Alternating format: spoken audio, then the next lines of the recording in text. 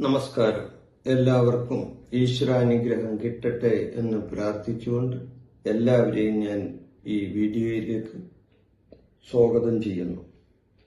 ഞാൻ ഇന്ന് പറയുന്ന വിഷയം വിഷുഫലമാണ്. അത് കൂറുഫലമാണ്.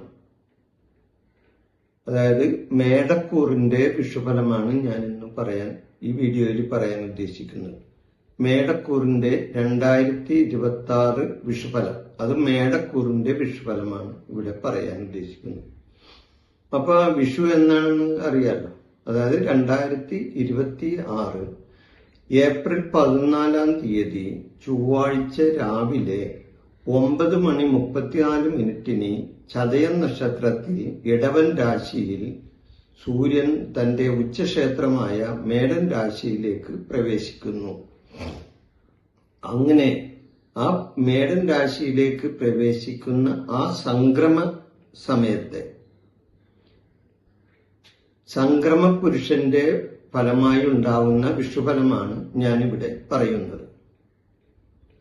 അപ്പോ സാധാരണ വിഷു ഏപ്രിൽ 14 വരുന്നത്. ഇപ്രാവശ്യം ഏപ്രിൽ 15 പോകും. കാരണം സൂര്യോദയം കഴിഞ്ഞ് രാവിലെ 9:34 സൂര്യൻ തന്റെ ഉച്ചരാശിയായ മേടൻ രാശിയിലേക്ക് പ്രവേശിക്കുന്നത്. അതുകൊണ്ടാണ് അത് പിറ്റേ ദിവസത്തേക്കായി മാറുന്നത്.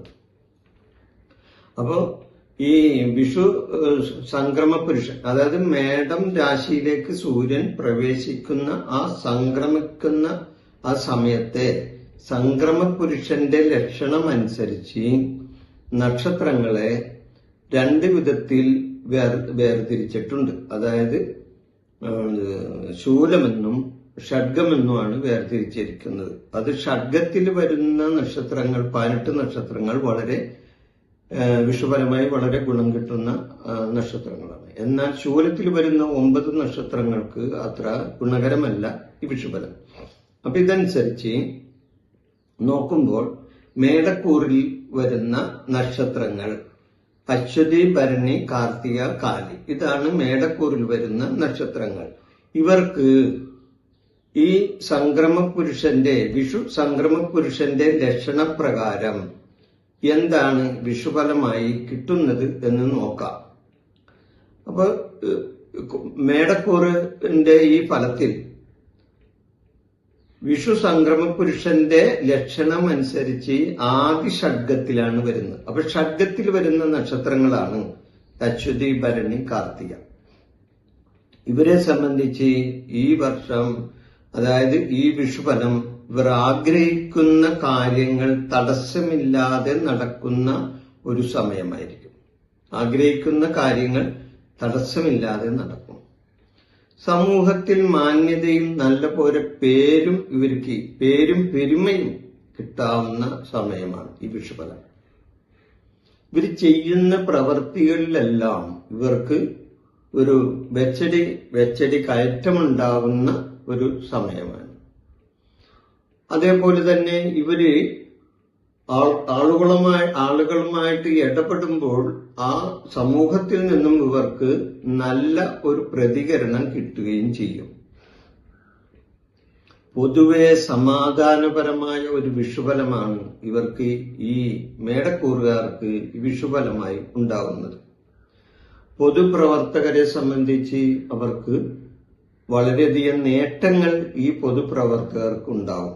പൊതുപ്രവർത്തകർക്കും മാത്രമല്ലട്ടോ, കലാകാരന്മാർക്ക് പ്രശസ്തിയും പുരസ്കാരങ്ങളും കിട്ടാവുന്നതാണ് ഈ വിഷുഫലമായിട്ട്. രാഷ്ട്രീയക്കാരെ സംബന്ധിച്ച് ജനസമ്മതി കൂടി കിട്ടുന്ന ഒരു സമയമാണ്. അവർക്ക് സ്ഥാനക്കയറ്റങ്ങൾ എന്നിവ കിട്ടാനും ഈ വിഷുഫലമായി അവസരങ്ങൾ വന്നു ചേരുന്നതാണ്. കുടുംബപരമായി നോക്കിയാൽ ഈ മേടക്കൂറുകാരുടെ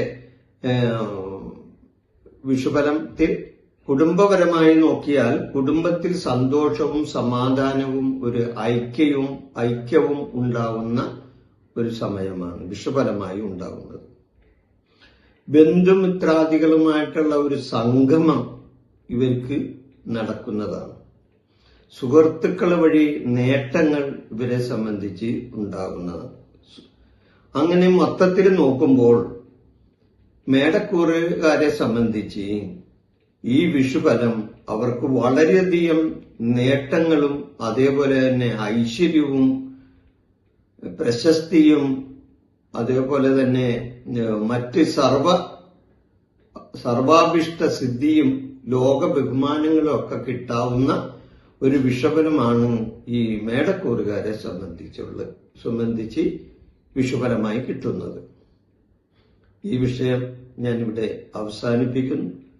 നിങ്ങൾക്ക് എല്ലാവർക്കും ഈശ്വരാനുഗ്രഹം ഉണ്ടാകട്ടെ എന്ന് പ്രാർത്ഥിച്ചുകൊണ്ട് എല്ലാവർക്കും നന്ദി പറയുന്നു. എന്റെ ഈ ജ്യോതിഷ പ്രോഗ്രാം നിങ്ങൾക്ക് ഇഷ്ടപ്പെട്ടാൽ ഇത് സബ്സ്ക്രൈബ് ചെയ്യാനും ലൈക്ക് ചെയ്യാനും ബെൽ ബട്ടൺ അമർത്താനും മറക്കരുത്.